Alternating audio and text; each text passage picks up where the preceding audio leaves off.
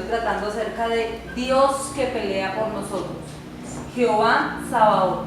Casi siempre que se habla de estos temas, yo le decía a Sara, la gente espera ver al Dios que sale, guerrea, pelea contra los enemigos, los aplasta, los aniquila, nos defiende, y obviamente ese es el Dios que nosotros tenemos. Pero hay algo que nosotros tenemos que ser muy conscientes, y es que para que esta condición de Jehová Sabaoth sea cumplida a plenitud de nuestra vida, debemos de conocer ciertos preceptos bíblicos que nos hablan de quién es Dios como el Dios de guerra. Vamos a ir a la palabra, a Primera de Reyes, capítulo 19, versículo 3. Leemos Primera de Reyes, capítulo 19, versículo 3. Voy a leerlo en la NBI, la nueva versión internacional. Me dicen por favor cuando ya lo encuentren. Primera de Reyes 19:3. ¿Listo? Elías se asustó y huyó para ponerse a salvo. Cuando llegó a Berseba de Judá, dejó allí a su criado.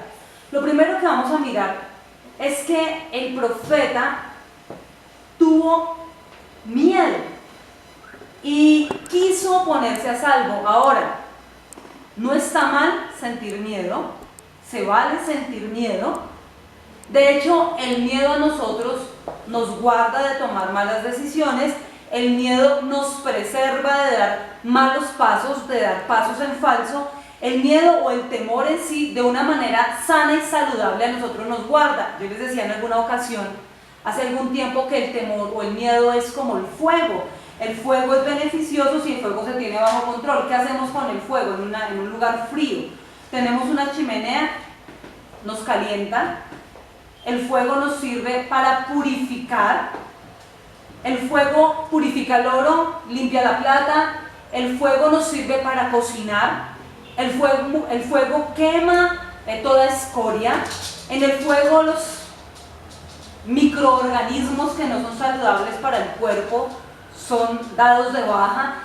En realidad el fuego es algo que a nosotros nos sirve si lo sabemos utilizar. De la misma manera el miedo, sabiéndolo utilizar o teniéndolo bajo control, gobernando sobre el miedo, dominando el miedo, gobernando sobre él, para mí es beneficioso. Cuando yo lo tengo bajo control, el temor a mí me sirve.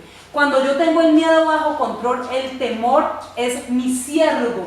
Pero cuando el temor a mí me controla, me domina, dice la Biblia en el libro de Proverbios, que el temor para el hombre, ¿qué es? Pone el lazo. Exactamente. En el capítulo 29 de Proverbios, en el verso 25, dice que el temor al hombre le pone el lazo. No solamente lo estanca, lo paraliza, lo limita, sino que en determinados momentos, si el hombre o la persona no sabe manejar el miedo, se deja gobernar por el temor, puede inclusive llevarlo a la muerte. Hay momentos en los cuales la gente tiene que decidir, tomar decisiones que son apresuradas. Hay momentos que son decisivos, cruciales en la vida de todo ser humano, y que si la persona se deja gobernar por el miedo, se paraliza, no actúa, y muchas vidas se pueden perder. Es un ejemplo de un accidente vial, aéreo, en el momento de un siniestro, de un herido. Si una persona no sabe qué hacer y se deja gobernar por el temor, puede haber una pérdida humana. Es necesario nosotros poder tener bajo control el sentimiento, tal vez, o el espíritu de cobardía o de temor. Es necesario, y en el punto en que yo lo controlo, él me sirve a mí, pero en el momento que él me controla, me puede destruir.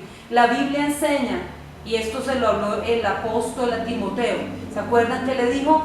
No nos fue entregado espíritu de cobardía, no nos fue entregado un espíritu de temor, de cobardía, sino de poder, de amor y de dominio propio. Poder, porque si no se ejerce el poder con amor y con un dominio propio, no existe, porque donde hay poder pero no hay amor y no hay dominio propio, esto es una bomba de tiempo. Por eso encontramos gente que abusa, que pisotea, que denigra, que maltrata, que humilla.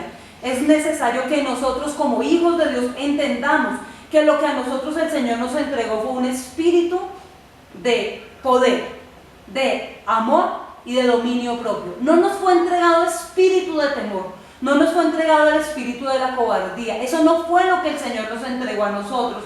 Nosotros tenemos que en este tiempo, y más en este tiempo por todo lo que la sociedad y el mundo actual está viviendo y enfrentando, nosotros tenemos que echarle mano a las herramientas, a las armas que Dios nos entregó. Y dentro de las armas que el Señor nos entregó está justamente esto que estábamos hablando nosotros. Y entonces decimos acá que el profeta tuvo miedo y quiso ponerse a salvo. No está mal el querer estar a salvo. Díganme que si alguien ve un peligro y se queda quieto, de hecho la Biblia dice que el avisado ve el peligro y se esconde, se resguarda, pero el necio sigue de largo y recibe todo el daño. No estuvo mal que el profeta sintiera miedo. El problema radicó en que el miedo empezó a controlar a la vida del profeta, que había hecho descender fuego del cielo, que había acabado con los profetas de Baal, pero que después de tener una victoria tan grande, una victoria tan notoria, una victoria real dentro del pueblo, conquistando lo que el pueblo había perdido ante Jezabel y ante los dioses, ante Baal, él había logrado una conquista y una victoria grande, y él, en ese momento, después de una victoria, siente temor. El problema, vuelvo y lo repito, es que el temor lo estaba gobernando a él. Vamos a mirar el siguiente versículo, y dice, verso 4, y caminó todo un día por el desierto. ¿Por dónde caminó? Por el desierto. Llegó a donde había un arbusto de retama y se sentó a su sombra con ganas de morirse. Estoy harto, Señor, protestó. Quítame la vida, pues no soy mejor que mis antepasados. En este momento nosotros podemos corroborar de que el miedo que sentía el profeta Elías lo llevó a tal punto de desesperación, de angustia, de estrés, de ansiedad, que él estaba fatigado. Dice que se siente harto, hastiado, y se siente hastiado de su propia vida por causa de tener una persecución después de haber tenido una victoria. Acá nosotros vemos que el temor logró manipular. Miren, hay gente que se deja manipular por sus sentimientos, hay gente que no está gobernada por el Espíritu Santo ni por el fruto que produce el Espíritu Santo cuando vive dentro de una persona. Hay gente que está siendo gobernada por sus sentimientos. Nosotros como iglesia, nosotros como hijos de Dios, no podemos permitir ser gobernados por este tipo de situaciones que gobiernan sí o sí a mucha gente que no tiene a Dios, pero es justamente a la gente que no tiene a Dios dentro de su vida.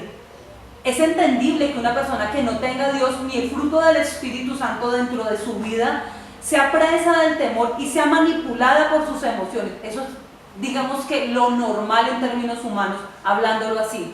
Pero no es normal que una persona que tenga el Espíritu Santo dentro de su vida se deje manipular por sus sentimientos ni por sus emociones, mucho menos por el miedo.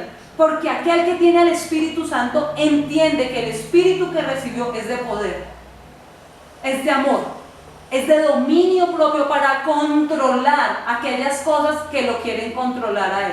Eso es lo que nosotros tenemos que entender acá. Y obviamente nosotros no estamos juzgando la vida del profeta, para nada, porque muchas personas han llegado a momentos de depresión tan grandes donde dicen, me siento harto de mi vida. Lo han llegado a sentir. Ahora, en el punto que una persona llega a ese momento tan crucial, es como si tocara fondo, pero ese fondo que una persona en Dios puede tocar es digamos el trampolín que lo debe impulsar para salir adelante. Y bueno, acá nosotros vemos cómo él caminó todo un día por el desierto y llegó a un lugar que dice la palabra donde había un arbusto de retama. Dice que se sentó a su sombra con ganas de morirse, y en ese momento le dice, Señor, estoy harto, protesta, quítame la vida, pues no soy mejor que mis antepasados. Miren, se dice que en el desierto uno creería que no hay vegetación, pero sí la hay. Si ustedes miran y van indagan, van a encontrar cómo este desierto tiene esos arbustos de retama. Se cree que hay 7 clases de estos arbustos, hay 7 tipos de arbustos de retama, 7 dentro de la familia de estos arbustos, 7 tipos diferentes. Y los estudiosos dicen y aseguran que uno de los 7 tipos de arbustos de retama, dentro de esos 7 tipos hay uno que es la zarza o las zarzas. Y ustedes saben que Moisés tuvo un encuentro con una zarza. Dicho de otra forma, Moisés también tuvo un encuentro con un arbusto de retama cuando estuvo en el monte. Y acá, en este momento, porque estas dos historias o estas dos situaciones se conectan, porque cuando acá el profeta está diciendo, yo no soy mejor que mis antepasados, probablemente a uno de los antepasados que él está haciendo referencia es a quién, a Moisés justamente.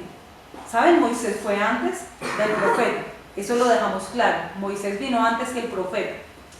Y cuando él dice yo no soy mejor, está haciendo probablemente también referencia a Moisés, alguien que en medio de un desierto tuvo un encuentro con un árbol que no era un árbol común y corriente, era un árbol en el cual la presencia y el fuego de Dios estaba ardiendo para darle a él una dirección y un mensaje. Acá nosotros vemos y debemos entender que a pesar de todas las situaciones que nosotros podamos enfrentar, Dios tiene el control. A Dios nada lo toma por sorpresa. A Dios no tomó por sorpresa que después de que él acabara con los profetas de Baal, Jezabel se levantara. A Dios no lo tomó por sorpresa. Dios, en medio de la situación que está viviendo el pueblo, que es un momento caótico, es un momento de ruina espiritual, donde una mujer llamada Jezabel, que es la esposa del 7º rey sobre Israel, que desde que nació en una cuna de idolatría, es una princesa, ¿sí?, que viene de tierras lejanas, no es del pueblo de Israel, viene de Tiro y Sidón, es una hija de un rey que ha nacido en la idolatría, que ha vivido para la idolatría, que trabaja y todo lo que ella hace es enfocado a la idolatría, y no solamente su idolatría personal, sino a llevar estos niveles de idolatría al punto de contaminar al pueblo.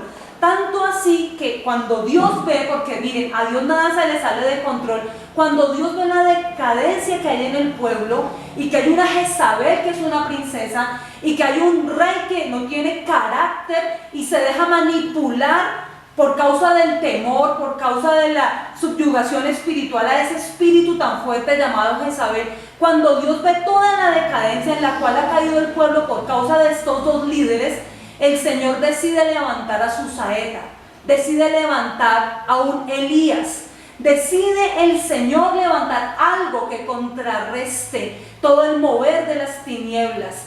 Decide el Señor levantar a alguien que la respuesta, les voy a decir algo proféticamente, nosotros aquí somos la respuesta de Dios para el pueblo que está ardiendo en llamas. Nosotros somos la respuesta, somos la saeta en las manos de Dios, que en este tiempo el Señor ha procesado y ha pasado por muchas cosas, que ha permitido que se ha procesado de muchas formas para hacer saeta en la mano de Dios y hacer ese contrapeso y contrarrestar toda obra de maldad que se mueve ahora mismo en el mundo, porque en el mundo está gobernando el príncipe de este mundo, el príncipe de las tinieblas, y hay un espíritu muy fuerte ahorita que es el espíritu de Jezabel. Y esto no tiene que ver con mujeres, esto no tiene que ver con manera de vestir ni maquillaje, eso no tiene que ver con eso. De hecho, hay muchos hombres que tienen el espíritu de Jezabel. Muchas veces la gente machista y de manera incorrecta decía que era un espíritu que correspondía a las mujeres. Ah, esta mujer es medio jezabélica. ¿Por qué? Porque se maquilla.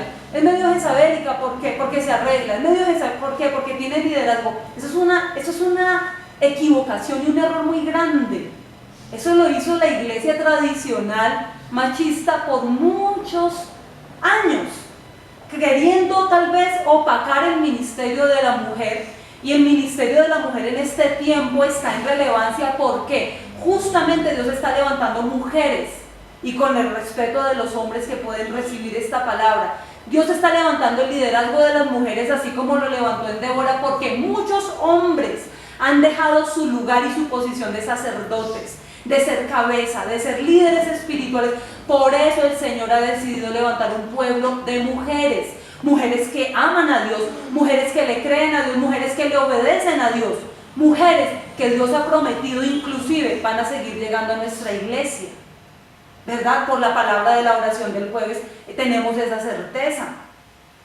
Entonces nosotros debemos ser conscientes en este tiempo de lo que está gobernando en el mundo, porque nosotros somos la respuesta. Usted y yo somos la respuesta de Dios para el mundo que está en oscuridad. Nosotros somos la respuesta, nosotros somos el Elías de este tiempo. Somos las personas comisionadas por Dios para reprender toda obra de las tinieblas, para levantar el nombre de Cristo, para llevar el mensaje del reino. El reino de Dios se ha acercado. Es el reino de Dios, es el kingdom, el reino. Es el nombre de nuestra iglesia, es kingdom.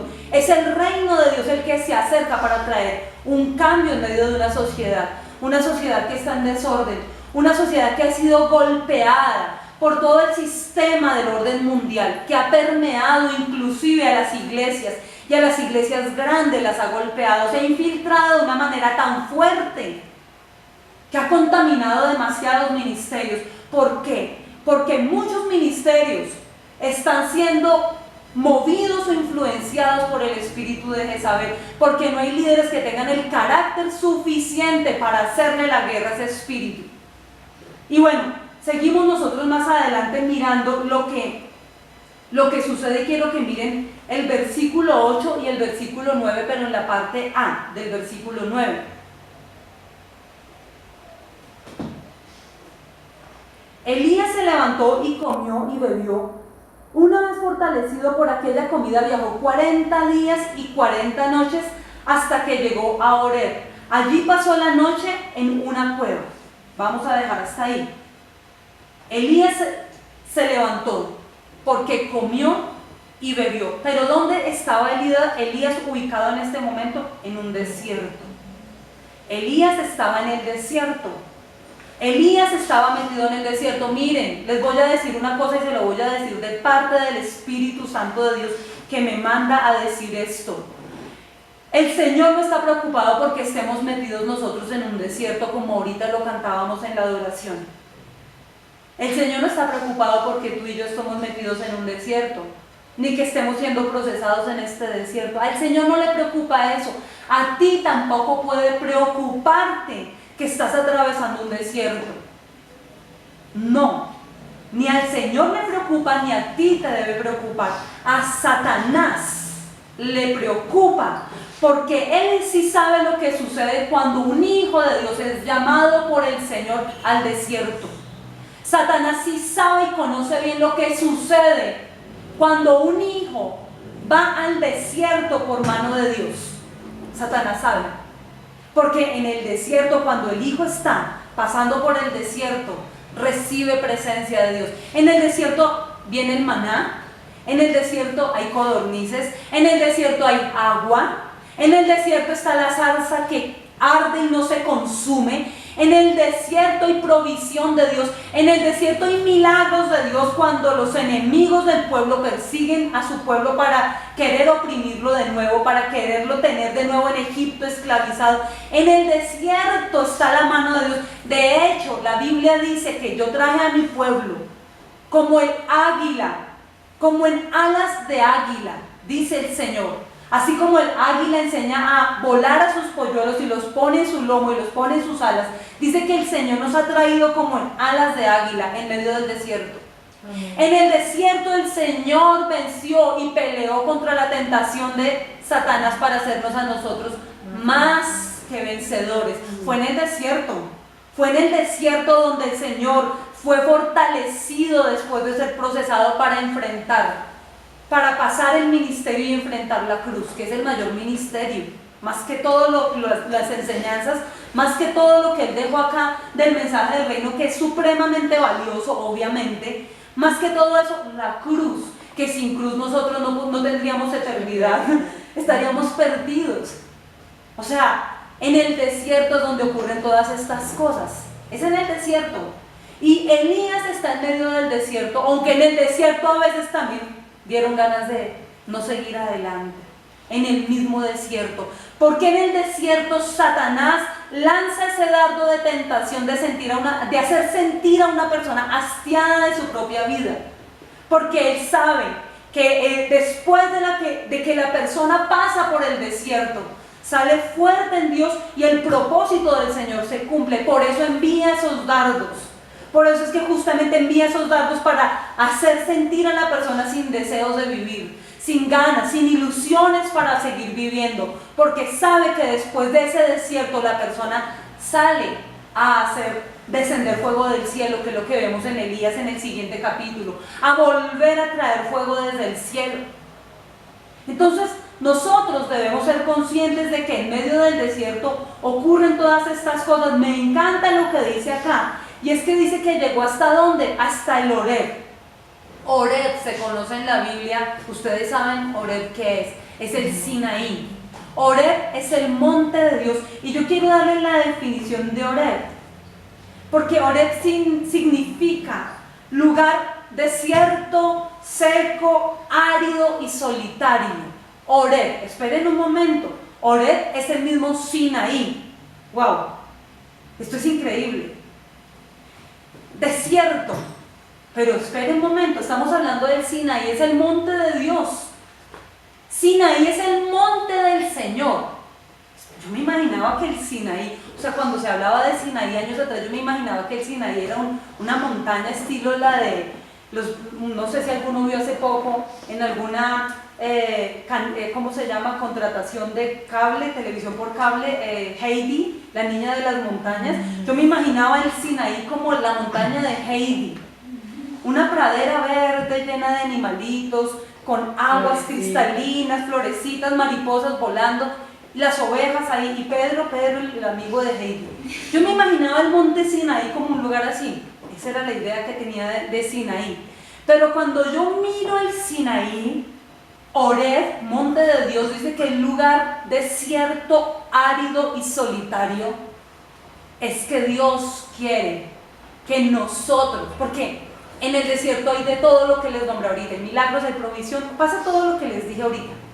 Hay victoria contra nuestros enemigos. En el desierto una piedra bota raudales y caudales de agua impresionantemente. En el desierto. Pero en el desierto está el Horeb, el monte de nuestro Señor. La presencia de Dios está en el desierto. Satanás sabe que en el desierto hay presencia de Dios.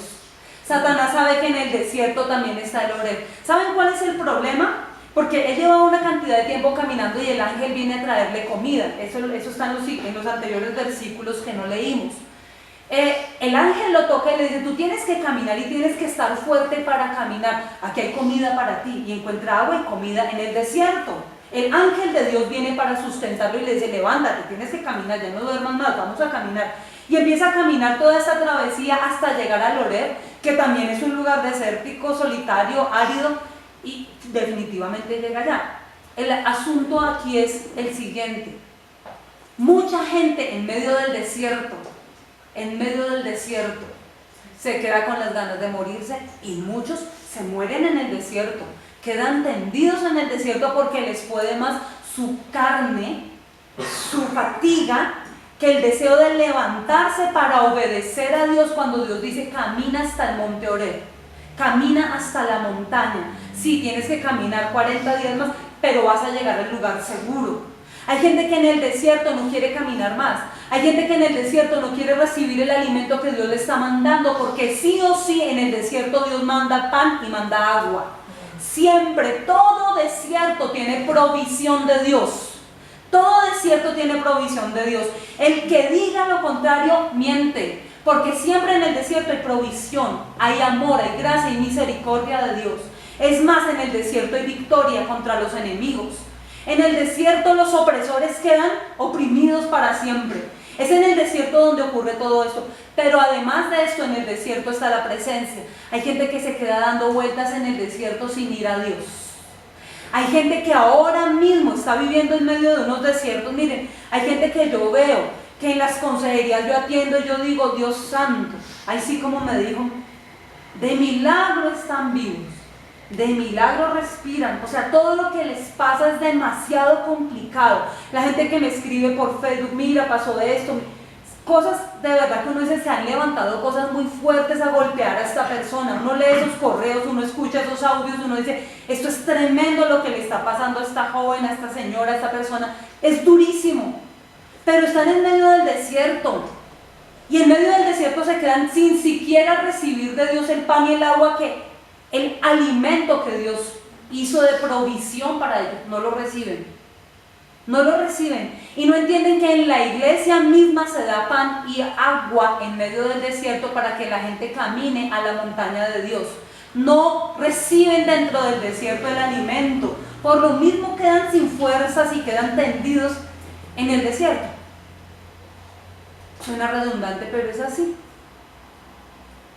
Solamente aquellas personas que reciben el alimento que Dios les tiene aún en medio del desierto y caminan hacia la montaña para encontrarse con Dios, pueden cumplir el propósito que Él tiene con ellos. No hay otra manera, no hay otra forma. Quisiéramos que fuera de otra forma, pero no es así. En el desierto está la presencia de Dios. Y dice que vamos a mirar ahora el verso 8 y el verso 9a, ese fue que acabamos de leer, disculpen. Vamos a leer el verso 9b hasta el 11a. Desde la parte B del 9 hasta la 11a. Dice, más tarde la palabra del Señor vino a él. ¿Dónde estaba él? Metido en una cueva, ¿se acuerdan? Él tenía que ir a la montaña de Dios, y yo he visto las imágenes, porque no he tenido todavía la bendición y el privilegio de ir, pero he visto en internet las imágenes y sé que es un lugar árido y tiene bastantes cuevas, si hay grutas, hay cuevas. Él estaba allí, pero no propiamente allí. Él estaba allí, cerca, muy cerca, pero no lo suficientemente cerca. Se metió en una cueva, estaba escondido en una cueva.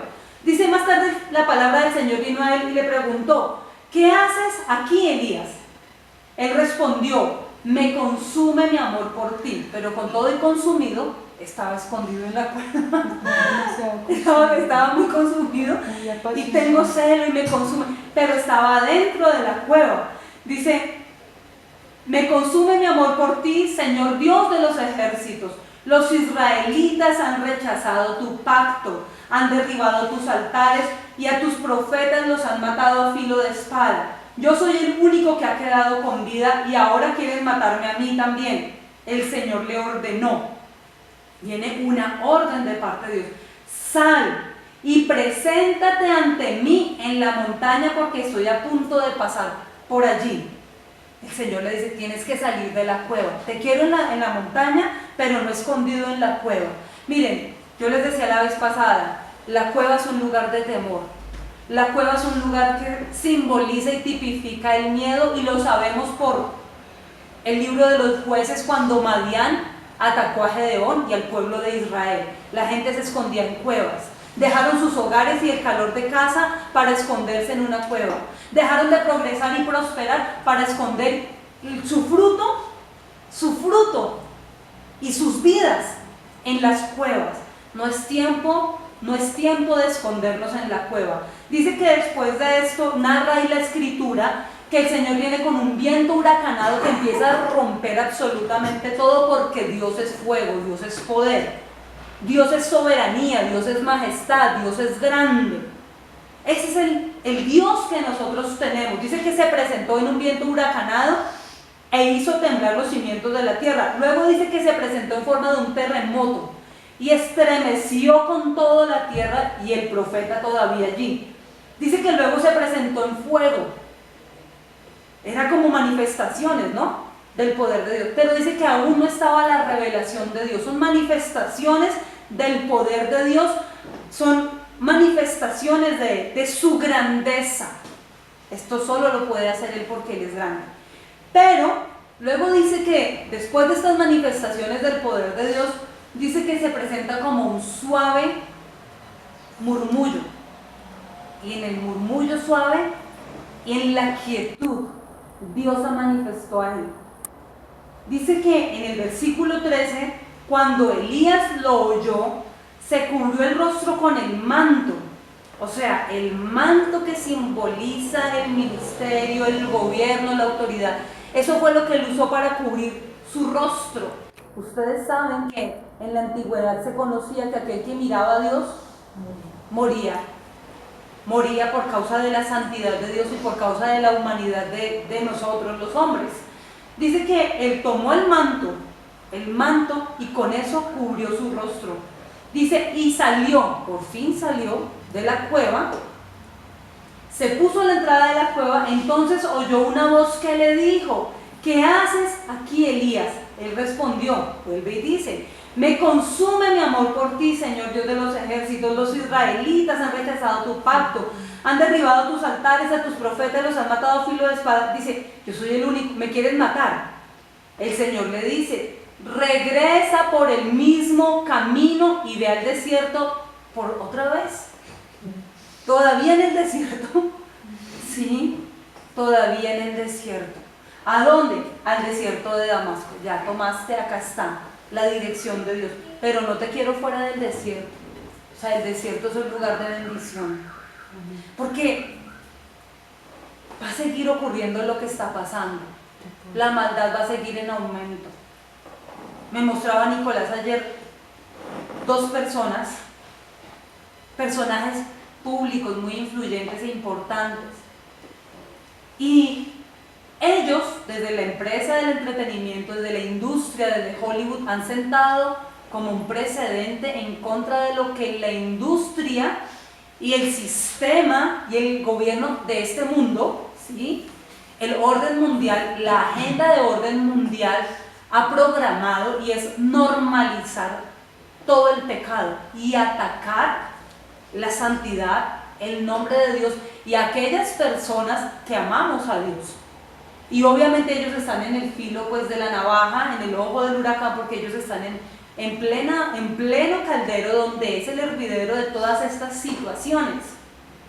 Y yo decía, qué bueno que se levante gente así, pero honestamente son más los que han decidido contaminarse y doblar su rodilla ante Baal, ante el sistema de este mundo, ante la agenda de orden mundial. La maldad sigue en aumento, la maldad va a seguir en aumento.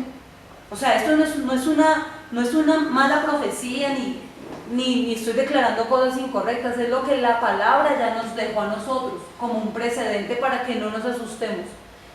El Señor decía, en el mundo tendrán aflicción, pero tranquilos, confíen, yo ya vencí al mundo. Hay aflicción, obvio, aflige que desde la industria del entretenimiento para nuestros niños levanten programas que abiertamente contaminan su mente y su corazón, abiertamente, sin pudor, sin vergüenza lo hacen, promueven todo lo que es anti Dios, anticristo, la rebeldía, el homosexualismo, abiertamente lo hacen, no se avergüenzan de hacerlo, lo hacen de continuo, constantemente, y atacan a aquellas personas que piensan diferente, que pensamos diferente. Eso es lo que está pasando, y la maldad va a seguir en aumento. Es decir, el Señor le dice, ve por el desierto. O sea, desierto va a seguir pasando a nivel mundial, la maldad va a seguir en aumento, y le dice, devuélvete por el desierto de Damasco. Cuando llegues allá, unge a Hazael como rey de Aram, a Jehú hijo de Ninsi como rey de Israel, úngete también a Eliseo. Otra vez, mandó ungir a 3 personas. El hijo de Safat de Abel Meholá, para que te suceda como profeta. Jehú dará muerte a cualquiera que escape de la espada de Hazael, y Eliseo dará muerte a cualquiera que escape de la espada de Jehú. Sin embargo, yo preservaré a 7,000 israelitas que no se han arrodillado ante Baal ni lo han besado. Vamos a mirar aquí. El profeta creía que él era el único que quedaba. Él creía que él era el único que él quedaba. Él pensaba, soy el único que queda fiel a Dios. Muchas veces nosotros podemos llegar a pensar que somos pocos o que somos nosotros los únicos y que los demás porque vemos gente muy cercana a nosotros que ha decidido derribar los altares de Dios, arrodillarse ante el sistema de este mundo. Ya los hemos visto caminando al lado nuestro, respirando muy cerca de nosotros, diciendo a voz en cuello que van a servir con nosotros, pero hemos visto que a medida que avanza el camino y avanzamos por el desierto, ellos han decidido quedarse tendidos en el desierto. Y muchas veces creemos que somos los únicos que quedamos, pero no es así. El Señor tiene un remanente que es fiel a Él.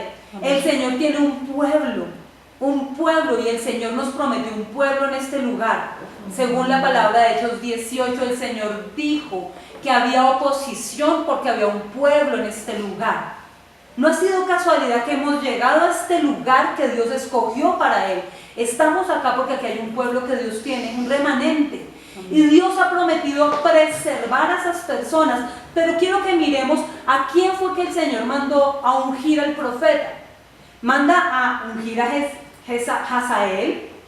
Cuando se habla acá rey de Aram, se está hablando del rey de Siria. Ustedes lo pueden encontrar en las otras traducciones. Es el rey de Siria, pero espérate, pero es que el rey de Siria es contrario, antagónico a Israel. Pero es antagónico si Israel fuera obediente a Dios. Fuera antagónico si Israel tuviera en primer lugar a Dios y amara a Dios. En este punto, en este momento de la historia, Siria e Israel están en la misma sintonía. Están prácticamente adorando lo mismo, extraviados de la misma manera. La única diferencia es que Israel había tenido la revelación de un Dios bueno, de un Dios que pelea por ellos, de un Dios que hace milagros, mientras los sirios no tenían ese Dios. Los israelitas lo habían tenido y le habían dado la espalda, eran apóstatas. Habían caído en apostasía porque conocieron a Dios y conociendo a Dios decidieron darle la espalda. Entonces, en este punto, este rey sirio es la mano o la vara de Dios que el Señor ha decidido ungir para venir a reprender a su pueblo desobediente. ¿Qué significa el nombre de Hazael? Hazael significa aquel que percibe, aquel que es sensible a Dios. Es increíble que un rey sirio tenga semejante nombre. Pero Hazael significa aquel que es sensible a Dios. Hazael significa aquel que percibe a Dios. Es lo primero. Entonces el profeta está determinado por Dios a ungir a alguien que es sensible a Dios. Y miren, porque estas tres cosas son muy importantes. Luego dice que tiene que ungir a Jehú. El nombre de Jehú se traduce como Jehová es Dios o Jehová está en él. Y este es el proceso real. Cuando alguien es sensible a Dios, lo próximo que sucede es que Dios está con él o en él. ¿Sí o no? Al primero que unge se traduce como sensible a Dios. Al segundo que tiene que ungir es Dios está en él. Cuando alguien es sensible a Dios, Dios viene a vivir en él. Lo tercero, el tercer personaje que manda a ungir es Dios es mi salvación, Eliseo. Dios es mi salvación. Y miren cómo es el proceso. Miren que nada es casual en la Biblia, en la palabra. Nada es casualidad, nada hay coincidencia, no hay coincidencia. Esa palabra que mucha gente usa de diosidencia, eso es una palabra tan pésimamente usada, eso no existe. Eso no existe. Y en Dios no hay coincidencias, hay propósitos y hay asignaciones. Y miren ustedes lo siguiente, cuando alguien es sensible a Dios, el Señor está en él. Y cuando Dios está en él, Dios es su salvación. Ese es el proceso. El Señor le está diciendo al profeta, lo que tú tienes que hacer es ir a poner aceite, para que se active la sensibilidad a Dios, para que Dios venga a vivir en cuerpos humanos, para que la vida de cada ser que recibe este aceite, aquellos que son sensibles, va a funcionar así. Vamos a ir a poner aceite. Tenemos que salir de la cueva sí o sí. Estamos saliendo de la cueva. Como ministerio. Estamos empezando una iglesia. Vamos a ir a poner aceite. Y en aquellos que sean sensibles al recibir este aceite, el Señor se va a venir, se va a mudar a vivir dentro de ellos. Y en aquellos que han sido sensibles y el Señor vive dentro de ellos, el Señor será su Salvador, su salvación. De igual manera para nosotros, aplica esta palabra. El aceite en primer lugar es puesto sobre nosotros. Si somos sensibles a Dios, el Señor está en nosotros, y como Él está en nosotros, Él es nuestro Salvador. Él es Jehová Sabaoth, el Dios que pelea por nosotros. Dice acá, yo preservaré a 7,000. Dice el Salmo 103 en el versículo 6 y 7. Dice en el versículo 6 y 7, el Señor hace justicia y defiende a todos los oprimidos. Dio a conocer sus caminos a Moisés y reveló sus obras al pueblo de Israel. Dice en otra versión, en la nueva traducción viviente, dice, el Señor da rectitud y hace justicia a los que son tratados injustamente. ¿Quiénes habían sido tratados de manera injusta? Justamente aquellos que no habían doblado sus rodillas ante Baal. Dice, da a conocer su carácter a Moisés y sus obras a su pueblo. Una cosa es conocer a Dios a través de sus caminos. Otra cosa es conocerlo a través de las obras. A Moisés le fue revelada la presencia por su manera de caminar con él. Pero al pueblo le fue revelado a través de las obras. El Señor le dijo en una ocasión, el Señor Jesús, ustedes me siguen no por mí, no porque me aman. Ustedes me siguen porque les gustó la comida que yo les di. Por eso vienen a mí. Hay gente que viene a Dios por los milagros, para que se me arregle esto, para que me solucione, para que me dé, para que me bendiga. Hay gente que viene por las obras. Pero el Señor revela su carácter a aquellos que caminan con Él. A Moisés se le reveló de una manera muy diferente. Termino con esto. La zarza ardiente que pudo ver Moisés en el monte Horeb, lugar desértico y solitario y árido. La zarza estaba encendida y nunca se apagaba, y esto solamente es señal de una cosa, que por más de que el fuego viene contra ti a golpearte, como dice en Isaías 43, aunque las llamas, aunque pases por el fuego no arderá en ti. Fue lo que le pasó a los amigos de Daniel, ¿se acuerdan? En el horno. Ni siquiera el olor a humo se les pegó en la ropa, ni siquiera el olor a humo se les pegó. Aunque pases por el fuego no vas a ser quemado. La zarza estaba ardiendo en fuego, pero la zarza no se consumía. El enemigo ha tirado contra ti, así como tiró contra Elías, a bajar cabezas, a bajar tu vida. Ha tirado con todo su fuego, ha tirado sus dardos de fuego del maligno, han venido los dardos, pero con todo y eso el fuego de Dios no permite que ni tu vida ni mi vida sean consumidas por el fuego. Al contrario, somos como esa zarza en el monte Horeb, que aunque el fuego está ardiendo, el Señor nos preserva, no nos ha consumido el fuego. Amén. Aquí estamos nosotros para hacer luz. Amén.